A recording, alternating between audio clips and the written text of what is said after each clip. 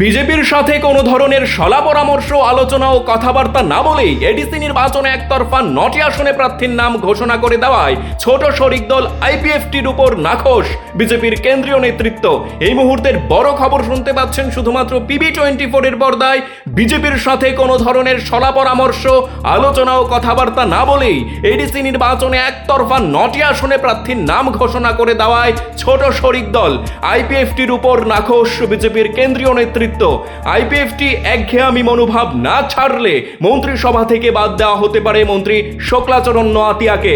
শুক্লাচরণ মন্ত্রিসভা থেকে বাদ গেলে একজন বিজেপির জনজাতি বিধায়ক মন্ত্রী হতে পারেন। এক্ষেত্রে দক্ষিণ জেলা থেকে এগিয়ে আছেন শান্তিরবাজার কেন্দ্রের বিধায়ক প্রমোদ রিয়াং এর নাম। এই মুহূর্তের বড় খবর শুনতে পাচ্ছেন শুধুমাত্র PB24 এর পর্দায়। বিজেপির সাথে কোনো ধরনের সলা পরামর্শ আলোচনা ও কথাবার্তা না বলেই এডিসি নির্বাচনে একতরফা 9টি আসনে প্রার্থীর নাম ঘোষণা করে দেওয়ায় ছোট শরিক দল আইপিএফটির উপর নাখোশ বিজেপির কেন্দ্রীয় নেতৃত্ব। আইপিএফটি একঘেয়ামি মনোভাব না ছাড়লে মন্ত্রিসভা থেকে বাদ দেওয়া হতে পারে মন্ত্রী শুক্লাচরণ নোয়াতিয়াকে।